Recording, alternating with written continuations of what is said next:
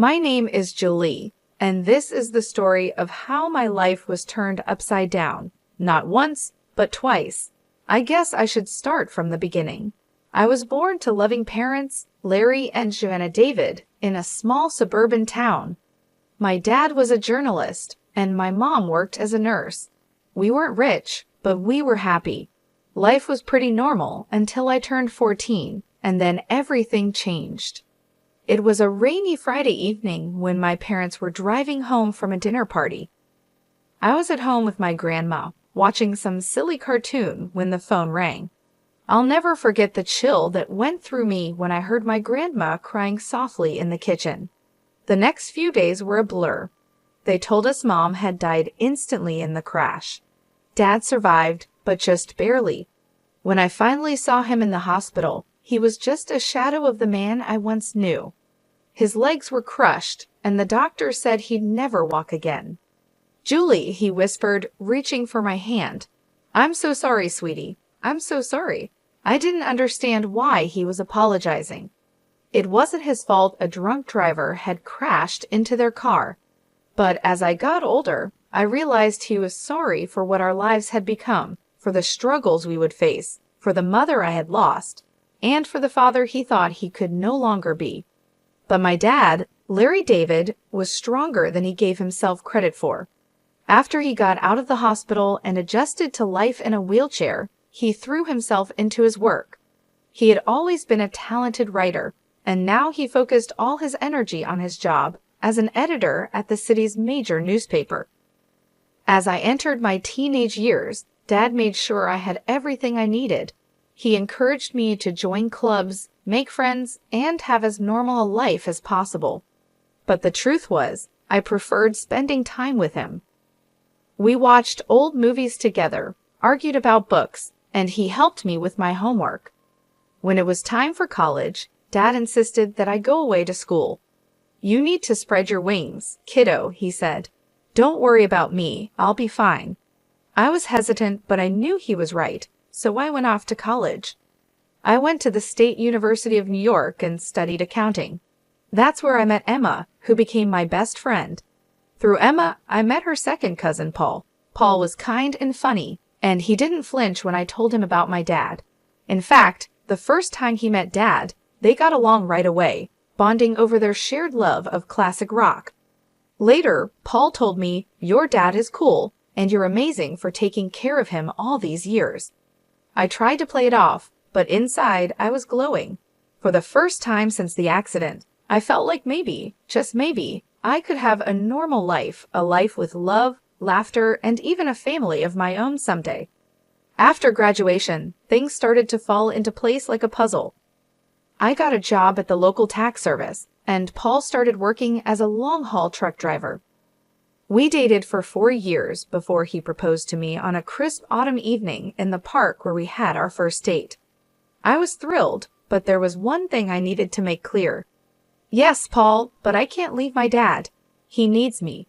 Paul smiled wide and said, "I wouldn't have it any other way. We'll all live together. Your dad's apartment is big enough for the 3 of us, right?" The wedding was small but beautiful. Dad insisted on wheeling himself down the aisle to give me away. There wasn't a dry eye in the place.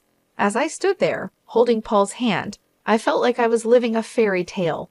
But every fairy tale has its villains, and mine came in the form of my mother-in-law, Maria, and my sister-in-law, Olivia. From the moment I met them, I could tell they didn't approve of me. "So your father is handicapped?" Maria asked during our first meeting, wrinkling her nose like she smelled something bad. "He's disabled," I corrected, trying to stay calm. "But he works as an editor." "How nice," she interrupted, clearly not interested. Then she turned to Paul and asked, "Are you sure about this? There are so many nice girls from good families." I felt my face flush with anger and embarrassment, but Paul immediately defended me. "Mom, Julie is from a good family. Her dad's disability doesn't change that. I love her, and that's all that matters." That shut Maria up, but I could still see the disapproval in her eyes. Olivia, following her mother's lead, was just as cold towards me after the wedding. True to his word, Paul moved in with Dad and me, and our life settled into a comfortable routine.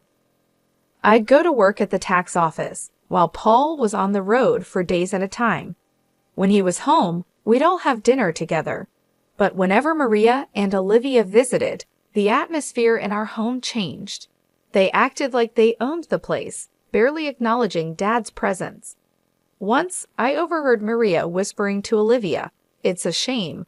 Paul could have done so much better. Now he's stuck with this girl and her crippled father. What if they have children? Can you imagine the genes?" I was furious, but I kept quiet for Paul's sake. I tried to keep the peace, but it was getting harder and harder. One evening, after a particularly tense visit from Maria and Olivia, I broke down in tears. Paul found me in our bedroom, crying. Hey, he said, pulling me into his arms. "What's wrong?" "Your mom and sister," I sobbed. "They hate me. They think I'm not good enough for you because of Dad." Paul's face hardened. "That's ridiculous. You and your dad are my family now. If they can't accept that, it's their problem, not ours." His words comforted me, but I couldn't shake the feeling that this was just the beginning of our troubles with Maria and Olivia. As the months went by, Paul's trucking business began to grow. He was always on the road, traveling across the country in his big rig. I missed him terribly when he was gone, but I focused on my work at the tax office and spent my evenings keeping Dad company. One crisp autumn evening, as I was helping Dad into bed, Paul called. His voice crackled with excitement over the phone. "Julie, I've been thinking," he said. "How would you feel about buying a townhouse? It would be easier for your dad to move around in a wheelchair. He could spend more time outside. Plus, you could have a garden, something to keep you busy when I'm on the road." The more he talked, the more I liked the idea. I glanced at Dad, who was pretending not to eavesdrop. "What do you think, Dad?" I asked, putting the phone on speaker. Dad's eyes lit up.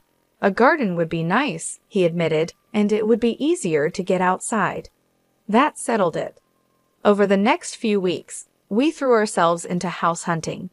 We finally found the perfect place, a spacious townhouse with wide doorways, a roll-in shower for Dad, and a beautiful backyard. Taking out a mortgage was scary, but with Paul's income, mine, and the rent from Dad's old apartment, we managed to make it work.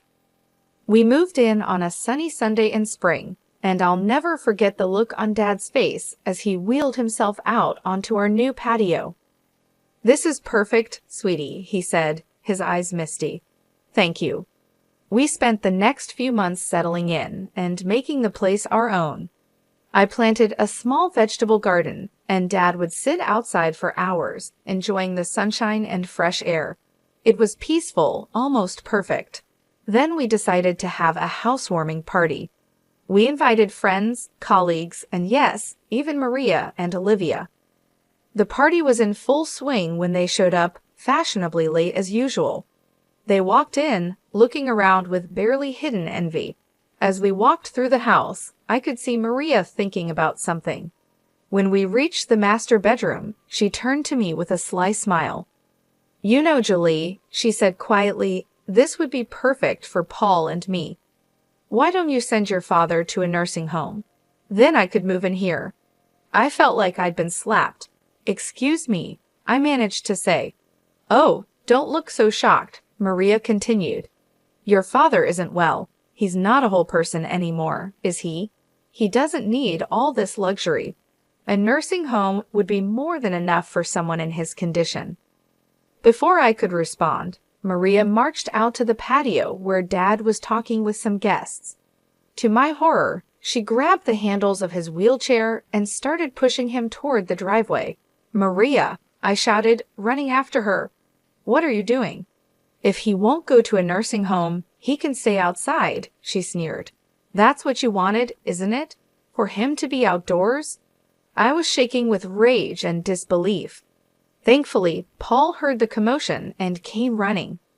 His face turned red with anger when he saw what his mother was doing. "Mom," he yelled, "what the hell are you doing? Let go of Larry's chair right now." Maria looked shocked by Paul's tone. But honey, I was just. I don't want to hear it, Paul cut her off. You and Olivia need to leave now. After they left, Paul apologized over and over to Dad and me. I'm so sorry, he said, his voice breaking. I had no idea she would do that. I'm just so sorry. Dad reached out and patted Paul's hand. It's not your fault, son, he said gently. Some people just can't understand. Life settled into a new routine after that incident. Maria and Olivia kept their distance, which was fine with me. Paul focused on his work, taking on more long-haul routes to help pay for our new home. I split my time between my job at the tax office, taking care of our home, and looking after Dad. 4 years passed quickly. Our life became comfortable and predictable. Paul was on the road most of the time, but when he was home, our little family was happy. Dad's health was stable, and he seemed content, spending his days in the garden or working on his editing from home. Then came the call that shattered my world. I was at work when my phone rang.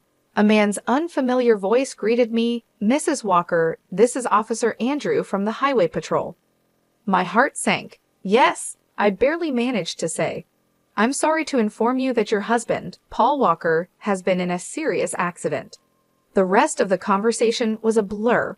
Words like head-on collision and didn't make it floated around me, but I couldn't understand them. It wasn't until I heard myself thanking the officer and hanging up that the reality began to hit me. Paul was gone. The next week was a fog of grief and disbelief. I went through the motions of planning the funeral like a robot, barely understanding what was happening. The day before the funeral, I gathered my courage and called Maria. I thought she deserved to hear about her son's death from me, not from a newspaper obituary. Hello, Maria's sharp voice answered. Maria, it's Julie, I said, my voice trembling.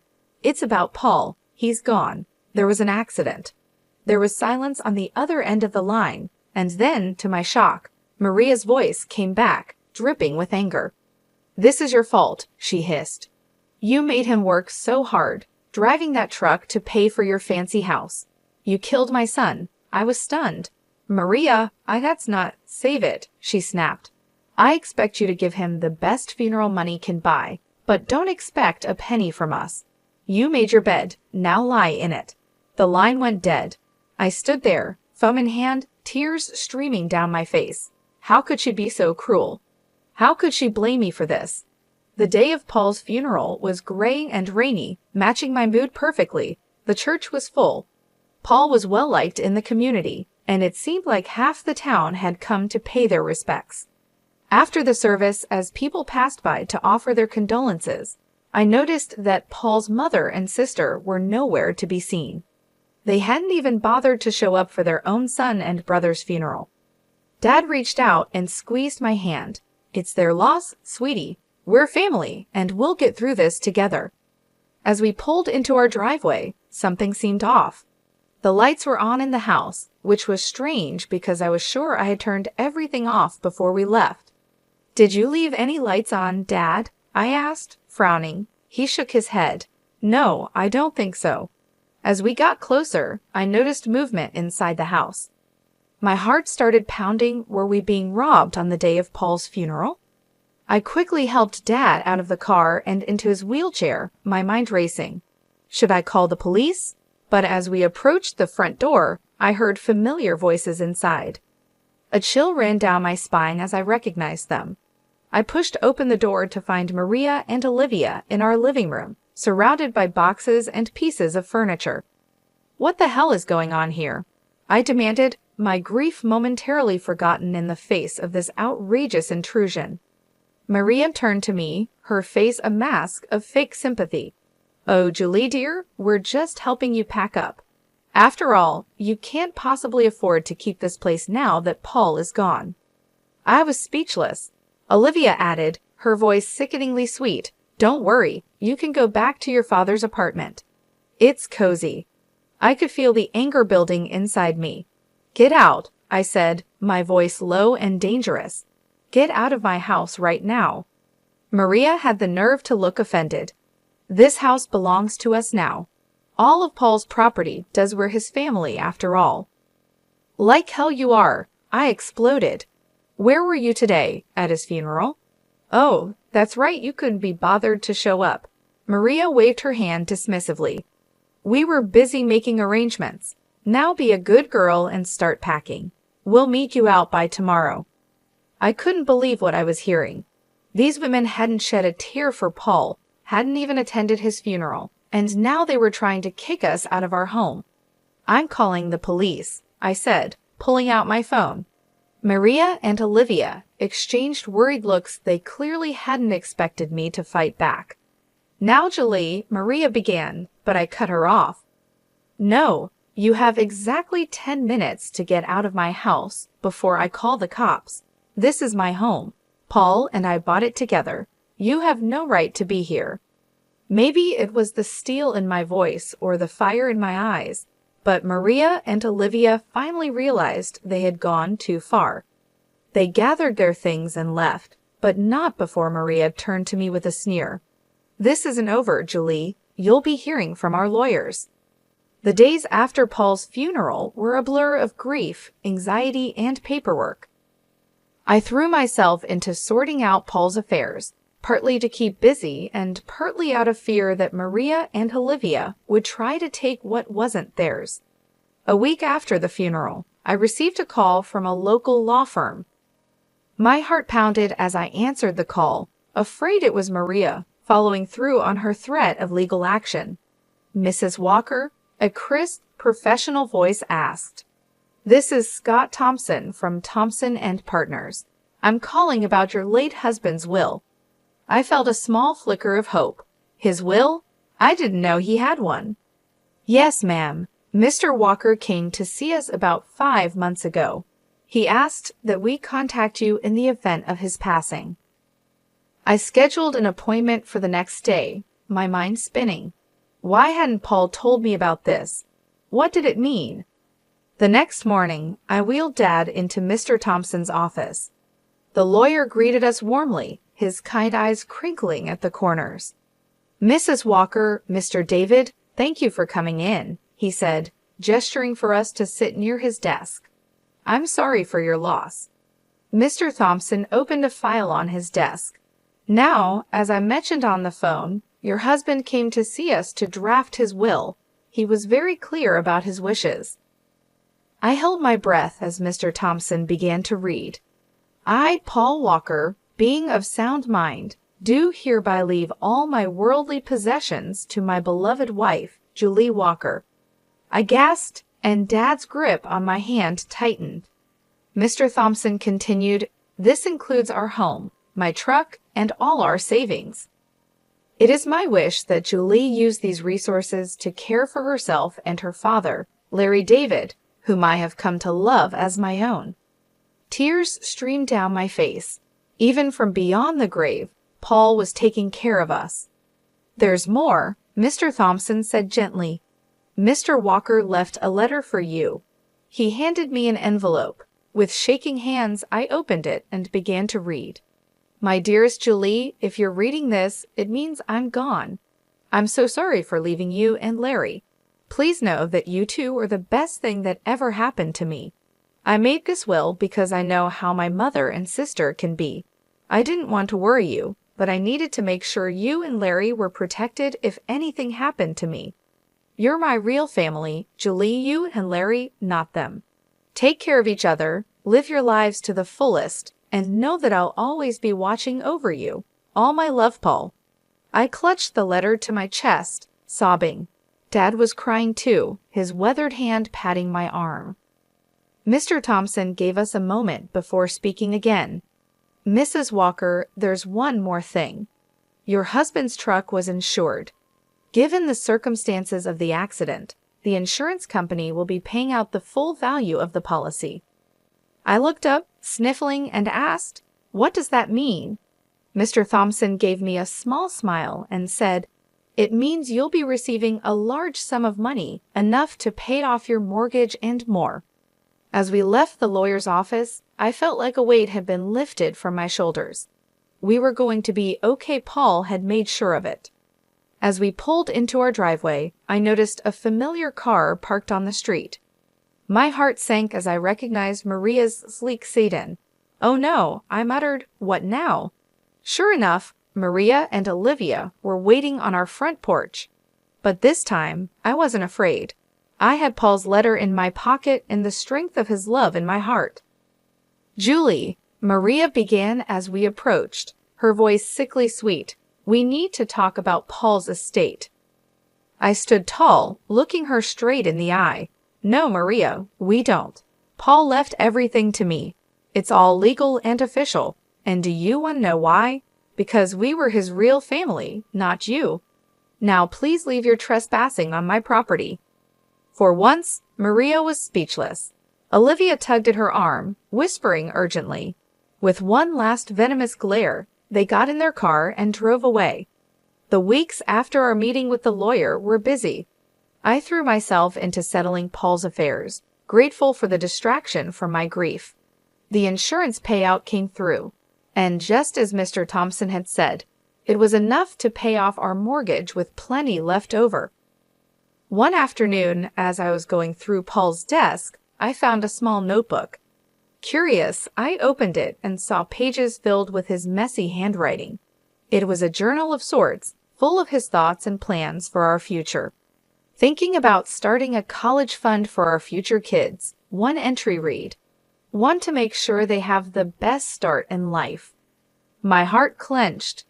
We had talked about having children someday, but had decided to wait until we were more financially stable. Now, reading Paul's private hopes and dreams, I felt a fresh wave of grief wash over me. "Oh, Paul," I whispered, holding the notebook close, "we had so many plans."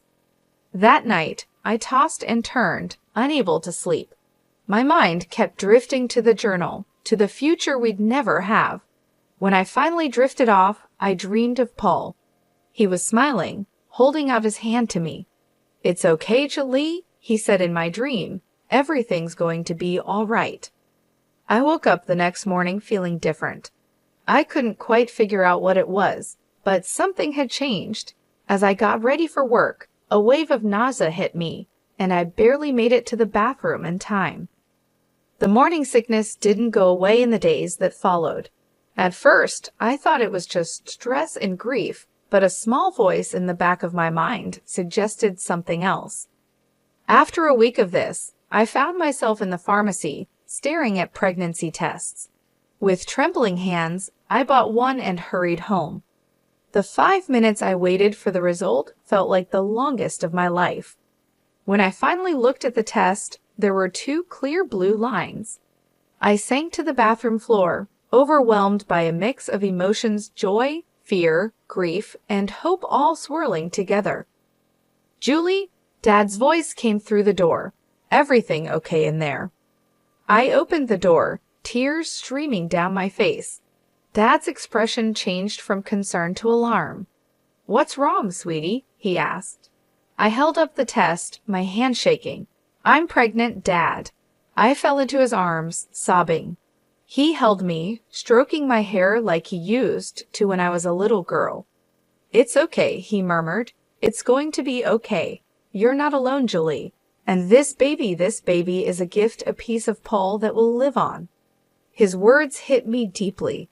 This baby was a part of Paul, a continuation of our love. Suddenly, the fear began to fade, replaced by a strong determination. "You're right," I said, wiping my eyes. "This baby is a gift, and we're going to be okay." Dad smiled, his eyes crinkling at the corners. "That's my girl. Now let's get you something to eat. You're eating for 2 now, after all." As we headed to the kitchen, I felt a sense of hope growing inside me. The road ahead would be challenging, but with my father by my side and Paul's child growing inside me, I knew we could face anything. As my belly grew with our child, I found strength I never knew I had. Dad was my rock, always there with a kind word or a helping hand. We settled into a new routine, just the 2 of us, eagerly awaiting the arrival of the newest member of our little family. One sunny afternoon, as I was tending to the garden Dad and I had planted together, I heard a car pull up. My heart sank as I recognized Maria's sedan. What could they possibly want now? I walked to the front of the house, one hand instinctively resting on my swollen belly. Maria and Olivia stood on our porch, looking both comfortable and slightly desperate. "Julie," Maria began, her voice missing its usual sharpness, "we need to talk to you." I raised an eyebrow, but said nothing, waiting for her to continue. Olivia spoke up, her eyes darting around nervously. "We've hit some hard times. We were wondering if we could stay in your father's old apartment just until we get back on our feet." I couldn't believe what I was hearing. After everything they had put us through, they had the nerve to ask for more. "I'm sorry," I said, my voice firm but calm. "That's not possible. I don't want to communicate with you anymore." Maria's eyes narrowed as they noticed my pregnant belly. Her face twisted with shock and disgust. "You're pregnant?" she spat. "Already? You little prostitute. I can't believe you've already found a new man. Paul's body isn't even cold in the ground." I felt a surge of anger, but I pushed it down. I didn't bother explaining that it was Paul's child. I didn't want my baby to have such a grandmother and aunt. Instead, I smiled a small, secretive smile that seemed to unsettle Maria even more. "My personal life is none of your concern," I said calmly. "Now I think it's time for you to leave." Maria looked like she wanted to say more, but something in my expression must have stopped her. She turned on her heel, grabbing Olivia's arm. I watched as they drove away, feeling a sense of peace wash over me. I had stood my ground, protected my family, and kept my dignity. Paul would have been proud.